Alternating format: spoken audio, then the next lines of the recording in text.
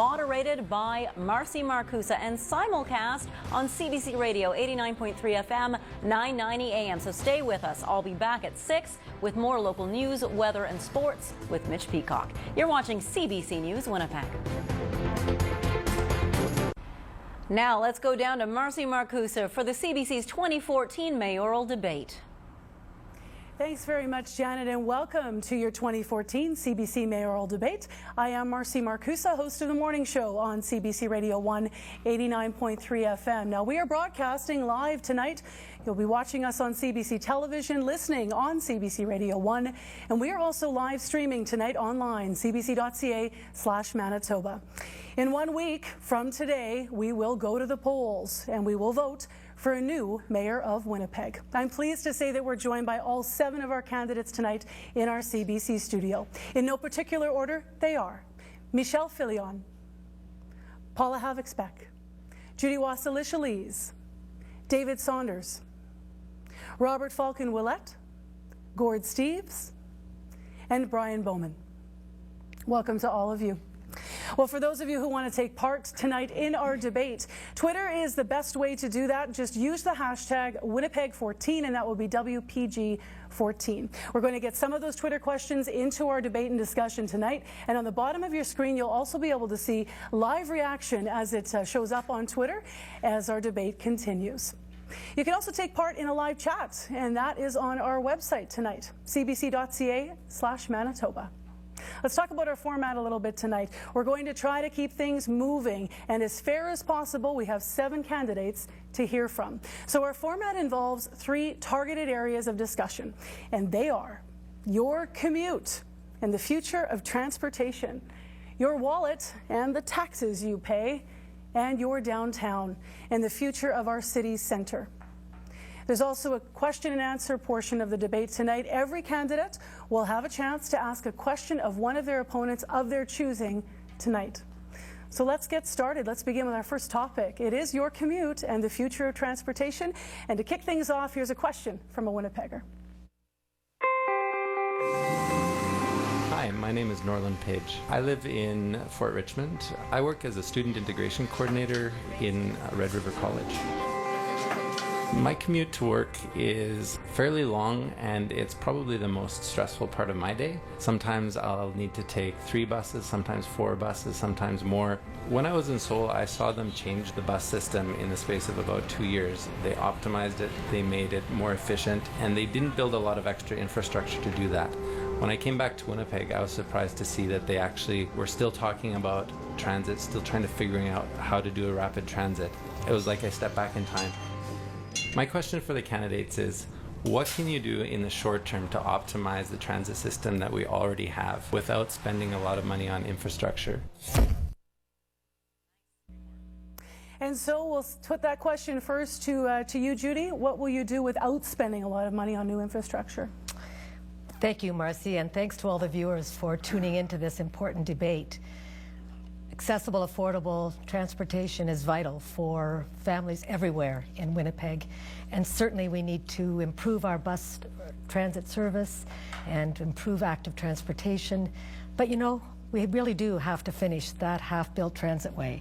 As the caller said, we've been talking about this since the 70s, and here we are in 2014 with the spectacle of a half-built transitway. If we're ever going to get into the modern century, into the 21st century as a competitive, sophisticated, modern city, we need to develop rapid transit. We'll go to Brian Bowman next on this. I know you have similar plans to continue with rapid transit, but what do you do for Norland in the meantime to get him to work faster? Well, for the short term, I've proposed that we would have better amenities on the buses that we do have. So I'd like to add Wi-Fi to buses. I'd like to have smart buses with more access to quick pay. And I'd like to have enhanced park and rides. But I think the issue of transit and public transit really ties into the larger infrastructure piece when it comes to active transportation and roads.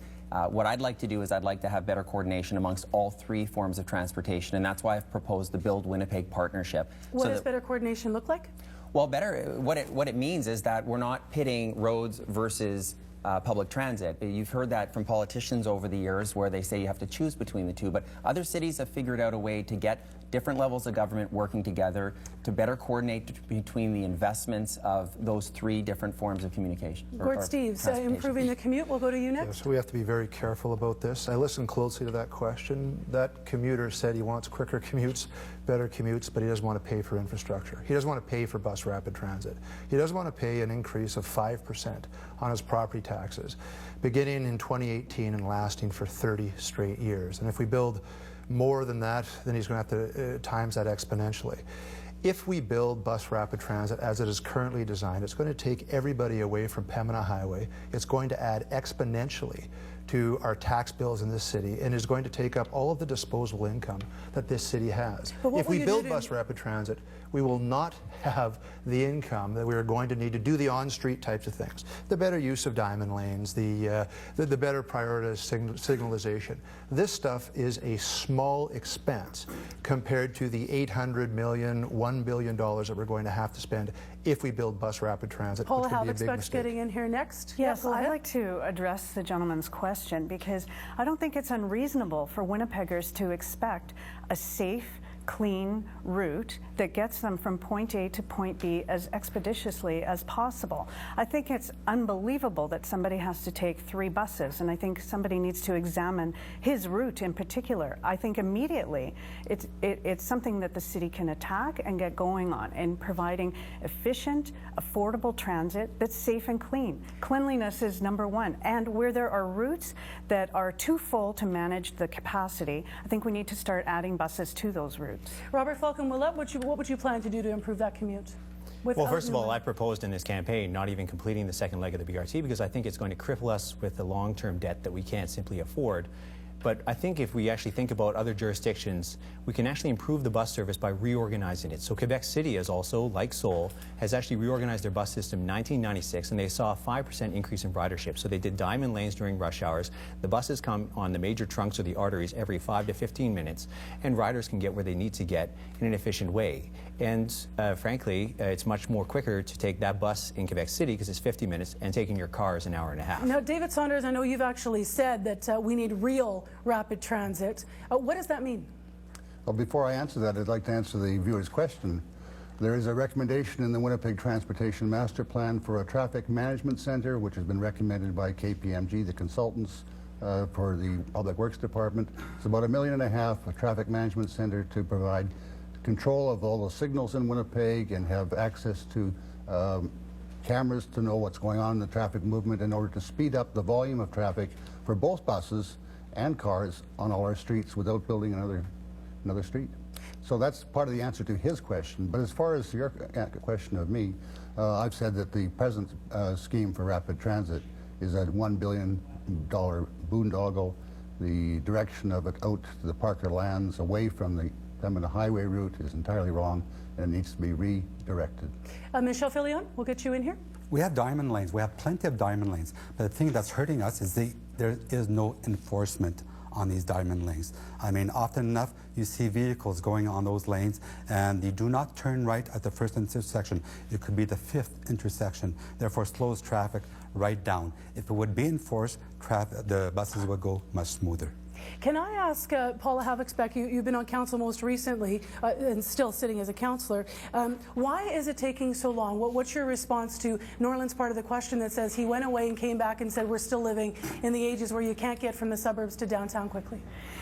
My observation in my time on council is that we have seen one major capital project failure after another. And I'm talking about fire hall debacles, police headquarters. This is another project. I didn't support this report when it came to council in June for 3 reasons. Number one, I think the land acquisition pieces need to go to the RCMP for review, along with some of the other ones. I think it never in any report ever said that this was convertible to light rail transit, and someday we will want to get there. And third, no cost has been identified, no source of funding for this. Now, you mentioned LRT, and I also saw hands go up over here, so we're going to go into Robert Falcon-Willett, followed by Judy. Robert?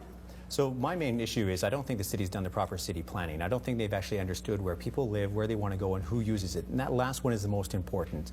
The BRT that's currently proposed for our city really only benefits a small or just a few people in the city of Winnipeg. And there are people in Transcone in the north of the city who need to get around the city in an efficient way and who rely each and every day on rapid or simply just public transportation.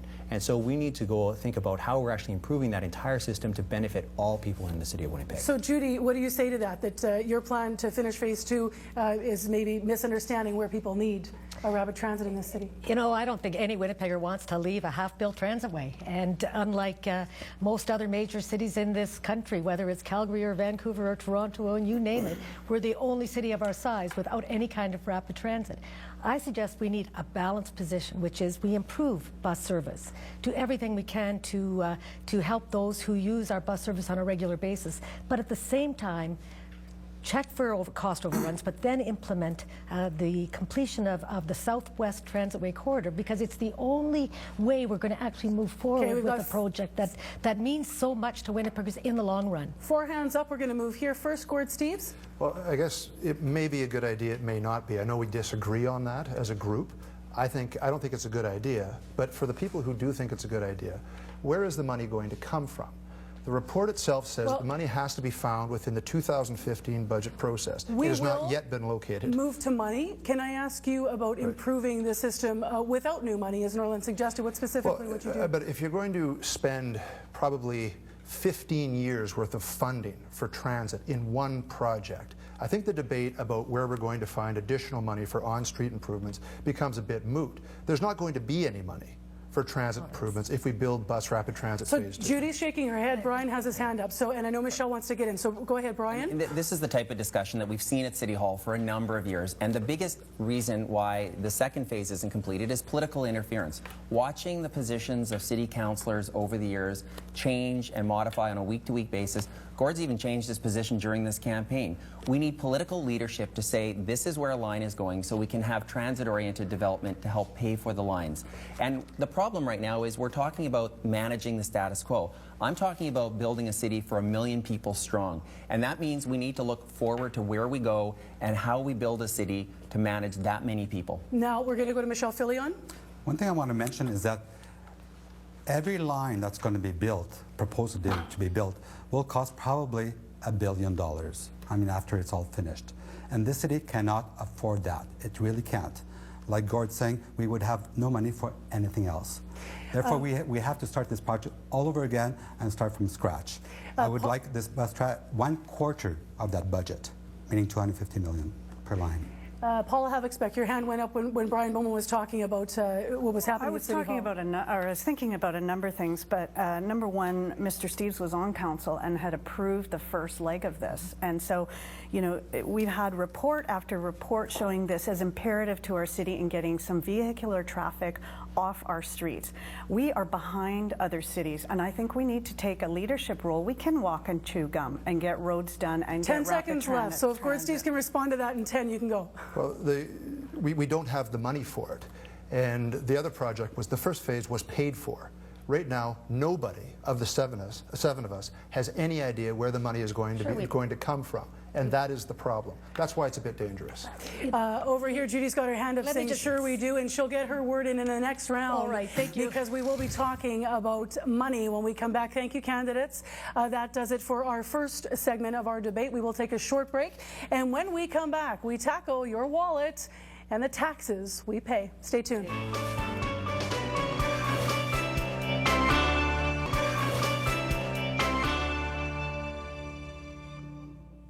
And welcome back to CBC's Mayoral Debate. I'm Marcy Marcusa. Our next topic is your wallet and the taxes you pay.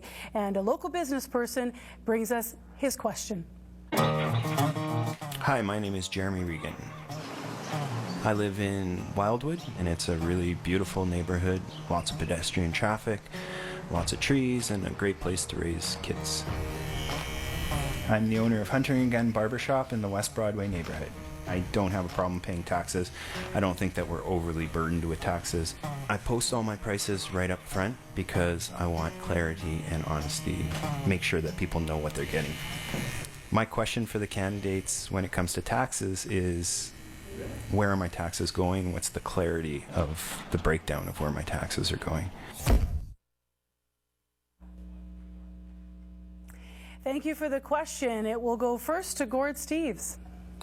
Thanks for the question. Taxes are one of the most important issues in this campaign. I'm a candidate who's proposing not to raise taxes. I can do that because I'm not going to build bus rapid transit. Bus rapid transit will raise taxes 5% all by itself.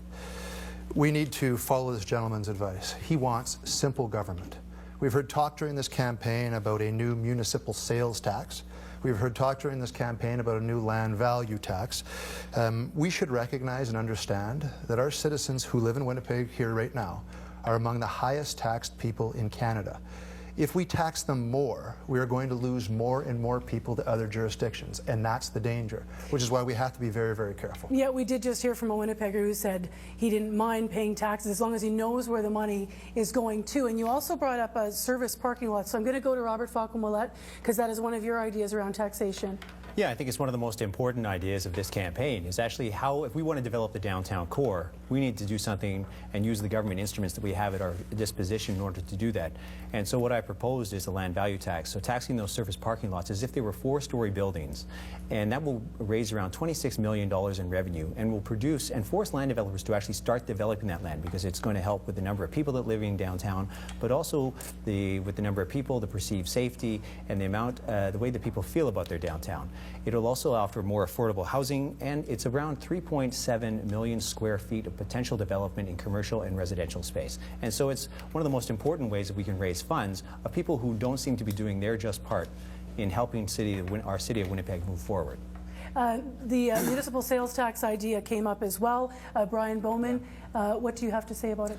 Well, yeah, and I'm pleased that I was able to raise it during the campaign. Look, we have to look at what we can actually do at City Hall, and I've proposed not to starve City Hall for funds. I think we've seen what's happened when we froze property tax when you just look at the state of our roads. But what I've proposed to do is to raise them at no more than the rate of inflation when it comes to property taxes.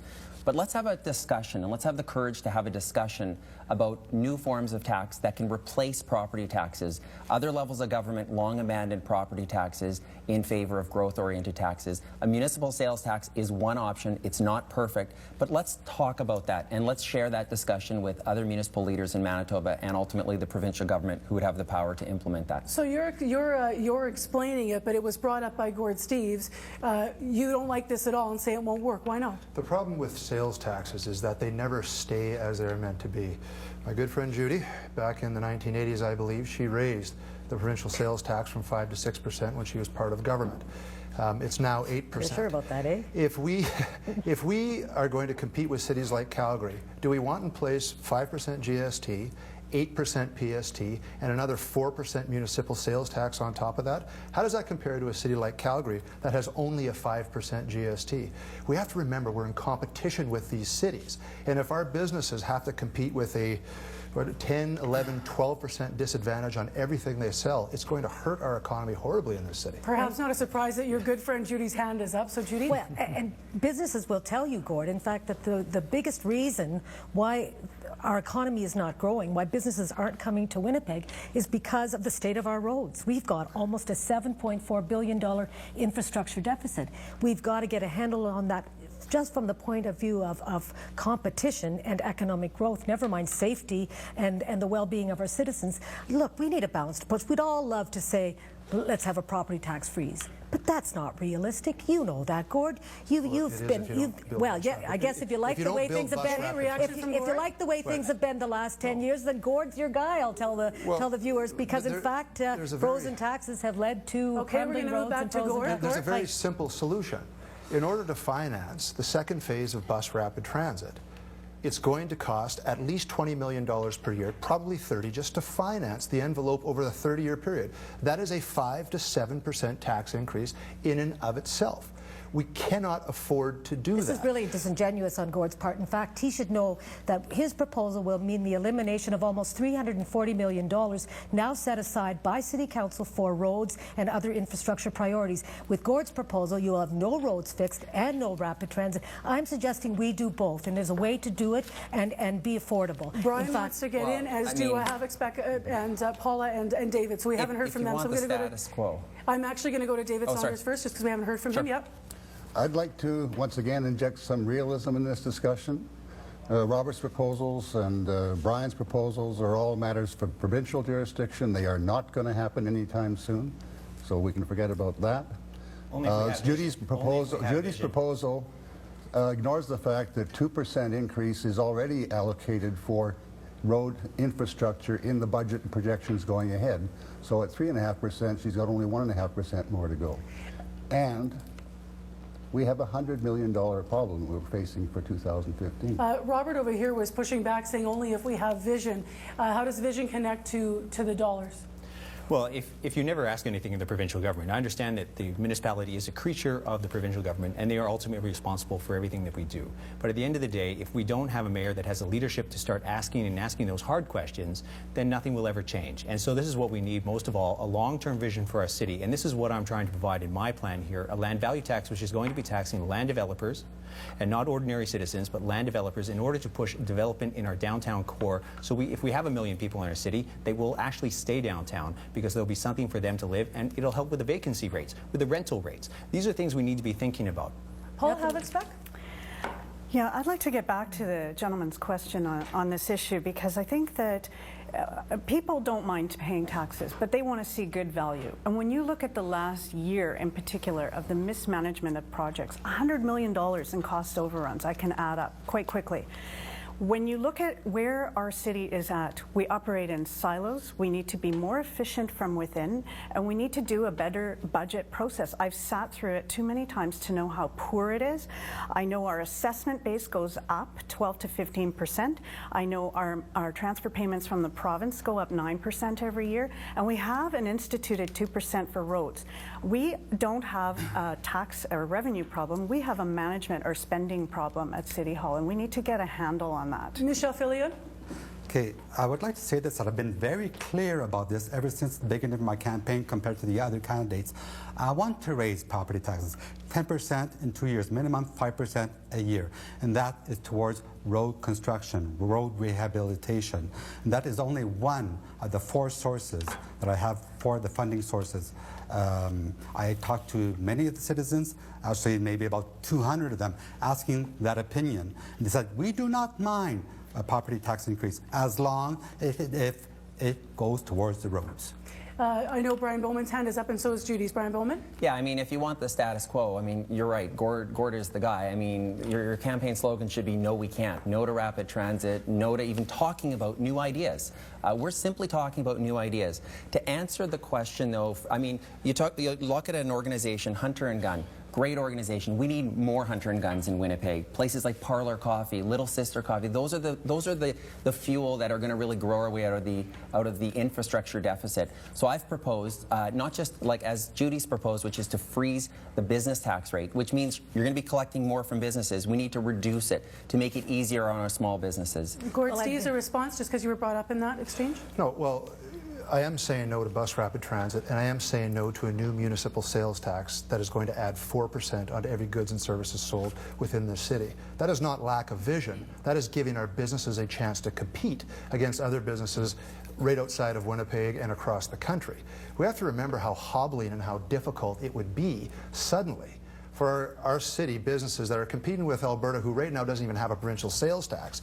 If we were to add on, Brian, an additional 4% in municipal sales tax, that is going to be a catastrophe for our economy. Well, you fail to forget that we're talking about ending property taxes. No property taxes. You fail to forget that on your bus shacks when you're trying to lead a disingenuous campaign. This will be a catastrophe for people who are in lower income, middle income people, middle class people, because at the end of the day you're going to be spending far more of your income than people who are in the upper classes who have the ability to invest their money and are not spending on a sales tax. And this is something that we need to be thinking about for the long-term future. How do we actually create a city for everyone and not just simply a small minority, people who are wealthy?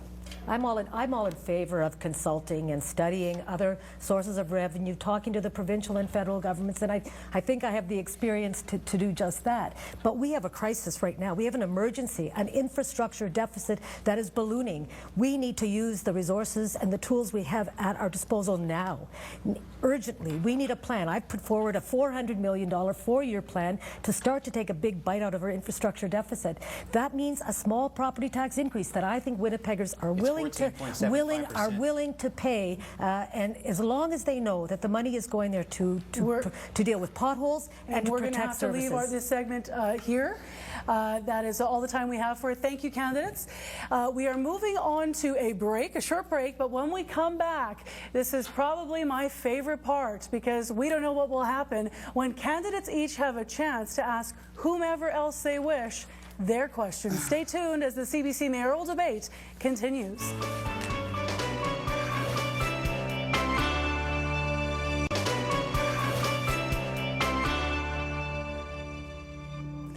And welcome back to CBC's 2014 mayoral debate. I'm Marcy Marcusa. It is time for our question and answer segment. Now, this is where every candidate can pose a question to another candidate of their choosing, and we drew lots for the order. We are starting with a question from Paula Havixbeck. Thank you, Marcy. I'd like to direct my question to you, Judy. You are a card-carrying NDP member. Your decisions are based in that politics, and you are influenced by the NDP politics. Can you tell us how you will make unbiased decisions in Winnipeg for Winnipeg when you are this closely tied to this government? Well, thanks, Paula. Good question. Of course, I have an NDP background. I'm not going to hide my spots or my stripes. And I think all of us have some political connection. And in fact, we all have different party folks working in our campaigns. So it is a fact of life, and it is part of politics.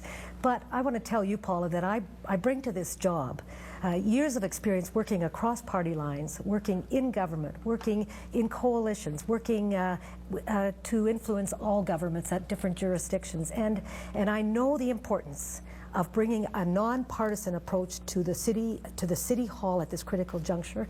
And I know, in fact, that I've got the backing from Liberals and New Democrats and Conservatives to feed into the whole process, just as I'm anxious to hear from Winnipeggers of every walk of life, whether we're talking about business or labor or the nonprofit sector or our neighborhood residential associations. We need the voices of everyone at the table if we are going to actually get back on track. For our response, we do have time for rebuttal, Paula. Oh, that's great. We are facing, though, as a city, a massive, massive deficit. And I have been on council. I have watched this mayor fight and try to push for the city's fair share on whether it's the PST increase or some other source of funding to tackle this infrastructure. I didn't quite hear your answer in your response about how you will actually fight for Winnipeg to get this. I've never been shy about speaking up on behalf of Winnipeg and fighting for what's right. And you can be sure I'm not going to be timid about going after the provincial government for our just dues, or the federal government for that matter. And we'll go to our next question. As I mentioned, candidates are asking questions. We drew random order, and the next question will come from Michelle Filion. Okay, I would like to address this question to Brian Bowman. Okay, right from the beginning of my campaign, I've been focusing on fixing the roads. You, on the contrary, have been focusing, for me, my idea, on a less important issue is the possibility of having a dog park downtown. Why are you so adamant about having a dog park downtown?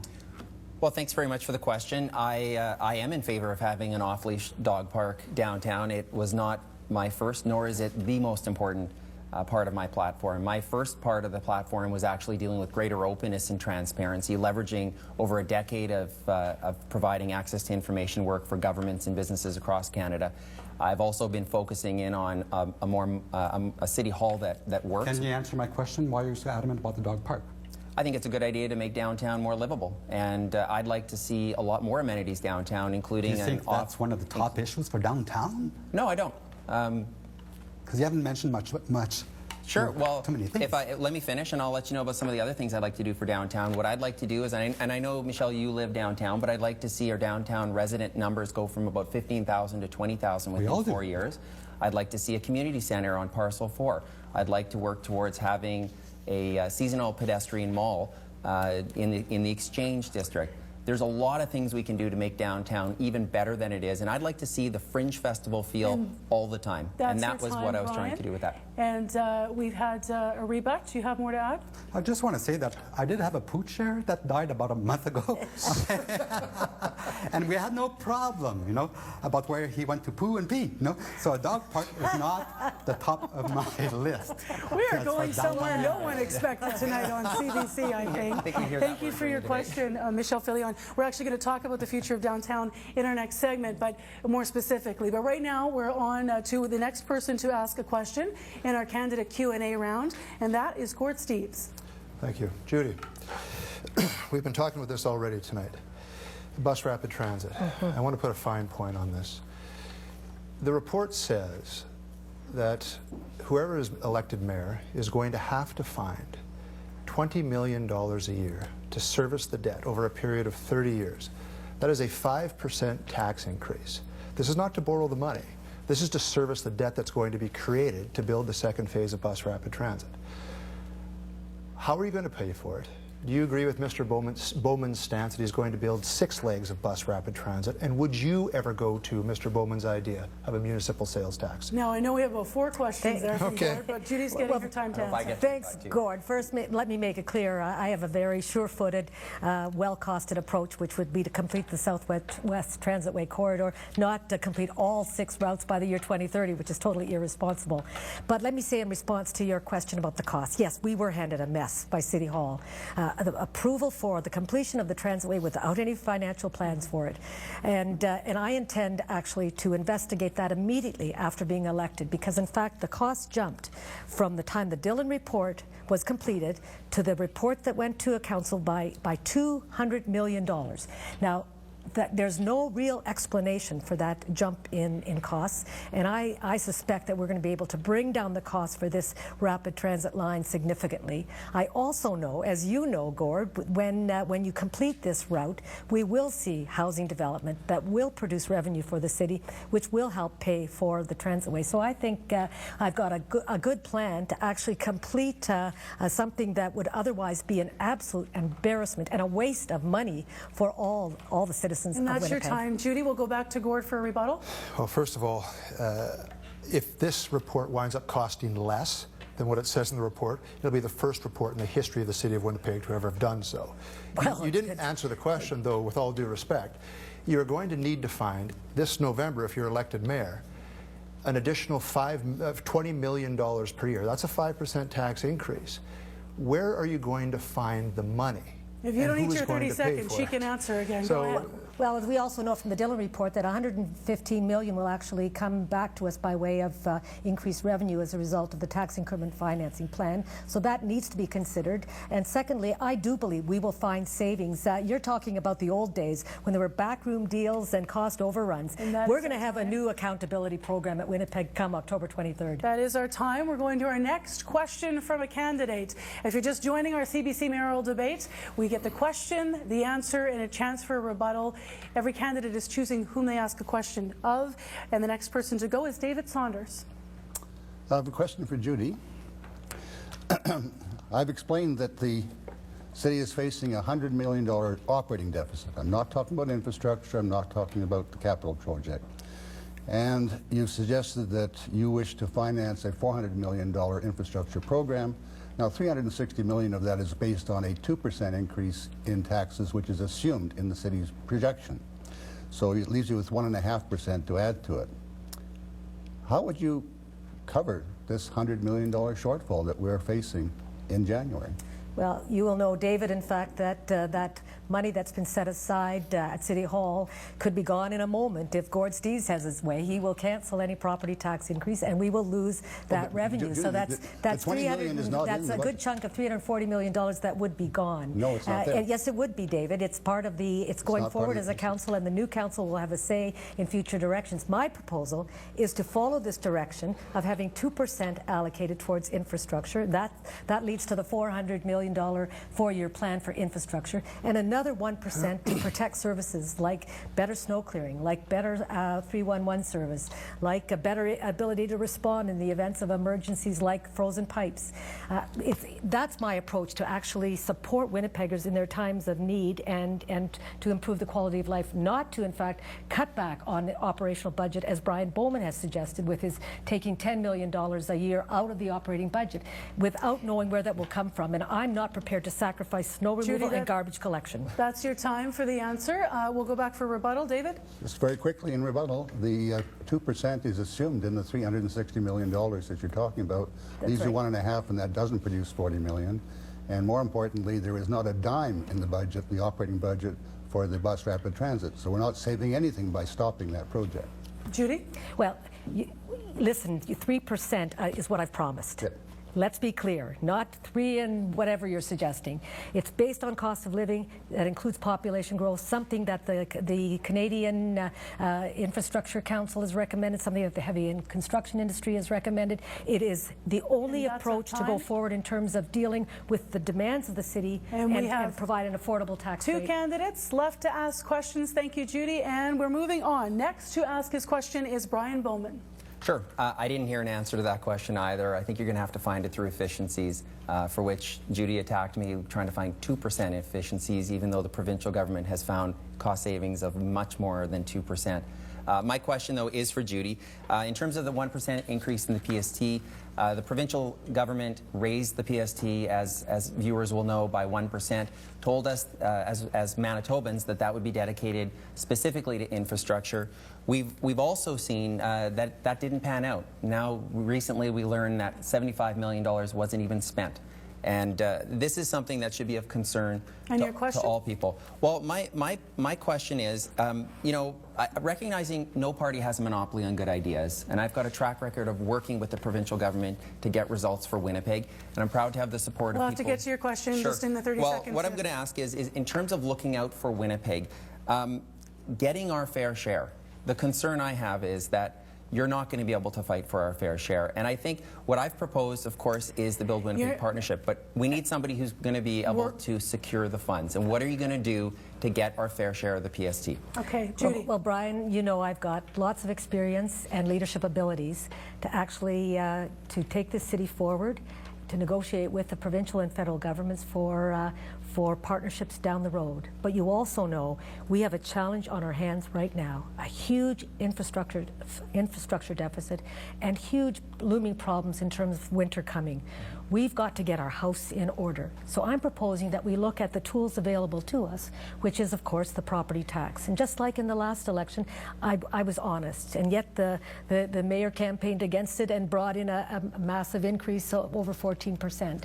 So I'm honest again this time, and I can tell you, Brian, that I have the experience to actually negotiate with other levels of government, and I'm not making foolish promises. I have a well-costed plan, well-researched plan, and you know, unlike your own, Brian, with respect to the completing rapid transit by the year 2030. We're going to have to move back for a quick rebut. Sure. I mean, I didn't hear an answer to that. I mean, I don't think there's any harm in fighting for it, and I haven't heard you say that you're going to fight for our fair share. That's something Winnipeggers expect of their mayor, and I don't want to start with a defeatist attitude, and that seems to be what you're doing when it comes to this PST increase. There's a lot of money on the table, and we need somebody prepared to fight for Winnipeggers, whoever's in power after the next election. We need to get our house in order too, Brian. I agree with you, and I'm prepared to make that a provincial election issue. If I'm mayor, I don't care who's in office after the next election. I'm going to make it my mission to make sure we get our fair share, and Winnipeggers should know that. We're moving to our final question tonight, and it will come from Robert Falcon-Willett.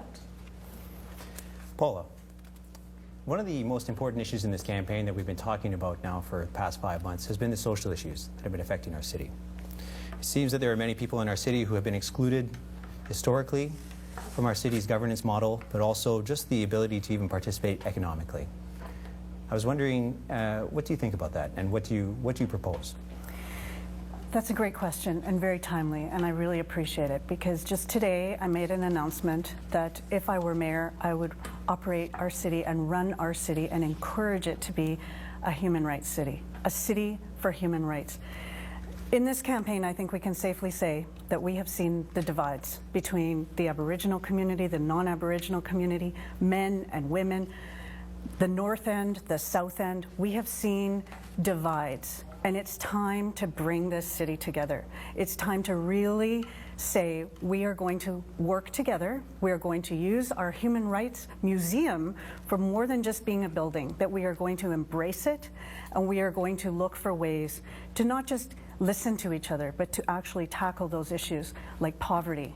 I haven't heard so much poverty as I have on this campaign, and it's shocking, and we need to take a stand on it. And we also happen to have Shula Koenig in town, who is a world's internationally renowned activist on human rights, and we should all see her. Our minute for you, Paula. Thank you. Did you have a follow-up, Robert? I think we have a clear choice in this election about who should be leading our city. We don't just need a mayor who can do the administration. We actually need a mayor who can also inspire populations. And this is the choice that we have on October 22nd. We can choose someone that can inspire all people in the city of Winnipeg. We need a mayor for everyone in our city. And this is the choice and why people in our city are so important. And that is it for this segment. Thank you, candidates, for your questions to each other. When we come back, we will debate the future of downtown. I didn't get that.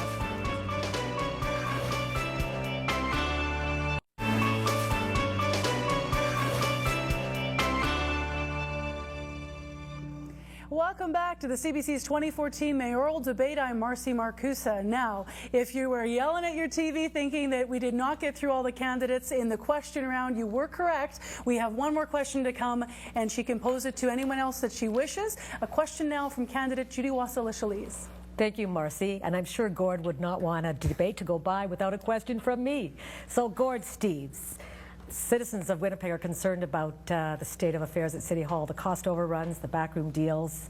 They want that fixed. Now, I want to ask you, Gord, you were part of that mess in council. You helped create some of these problems. How can people count on you to clean up the mess and fix City Hall? Thank you for the question. I was on council for 11 years. I learned every day that I was on council. Every day taught me something new. It's important, the experience. I've been gone for 4 years. I think a lot of the problems, fairly, have taken place while I've been gone. The first 8 years of my tenure, things seemed to go very, very well. I think people got along very, very well. It was only over the course of the last couple of years that council became divided. I am convinced that this council can work, and whoever the 4 new people are and the 11 returning people are going to be, maybe, it really is just a matter of personality, and it's a matter of personal integrity and working with people. I believe I have that integrity and that ability. If you ask anybody, Mayor Glenn Murray, Mayor Sam Cates, any of the probably 30 councillors that I worked with over the course of my 11 years, I believe, Judy, they would tell you the same thing. Gord Steeves was a trustworthy guy. He was honest. He had integrity. You could work with him, and you could trust him. Great, wonderful, wonderful description of your own personality. But what are you going to do about City Hall? I haven't heard a single idea from you yet about how we're going to get rid of that culture of secrecy that is creating mistrust between the citizens of Winnipeg and its government. What are you going to do? I've got a plan to bring accountability Winnipeg to the forefront right after Judy, the election. that's your time. What's your proposal, Gord? Sure. That's actually our time on this segment. Okay, fair enough. We are moving to our final segment now, and it is your downtown and the future of the city centre. And the question in this segment comes from someone who's worked in the downtown for many years.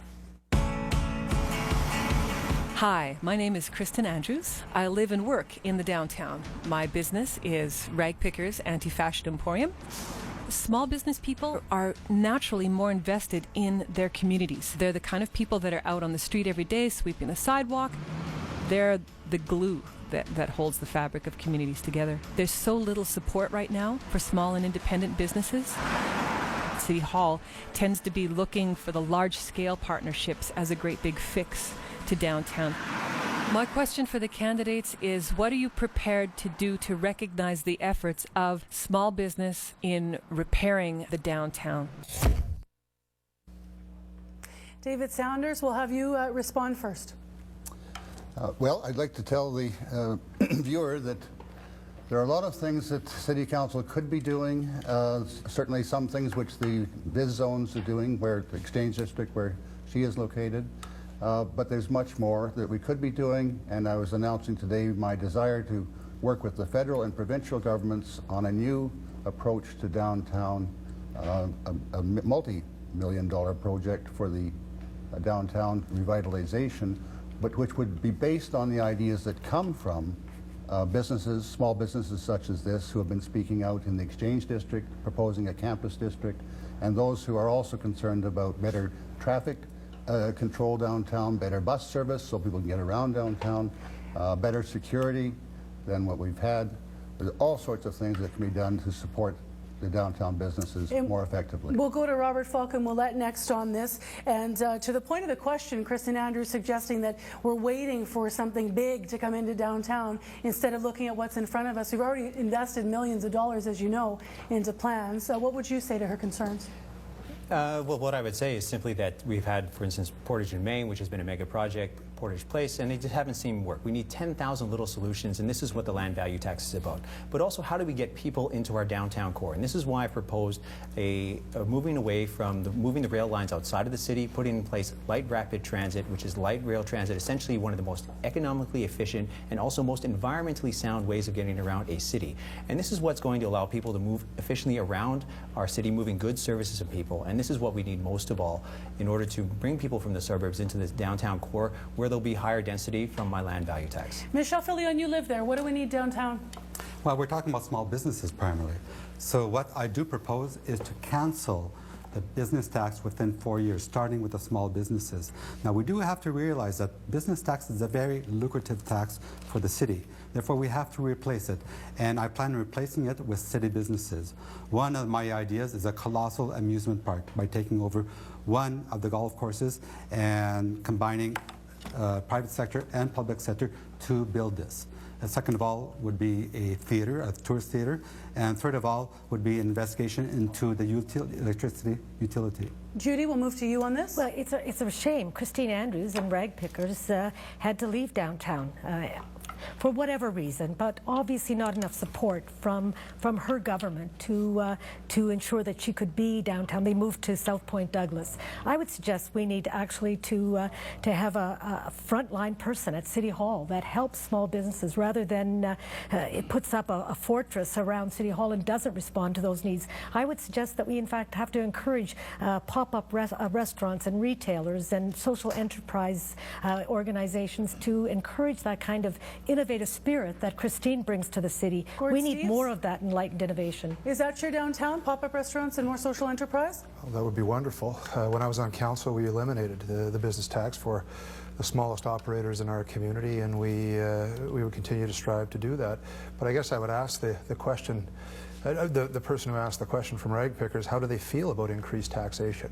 Small business owners in our community, bars, restaurants, boutiques, retail shops, they're the people who are hurt the worst by things like increases in property taxes, a new municipal sales tax.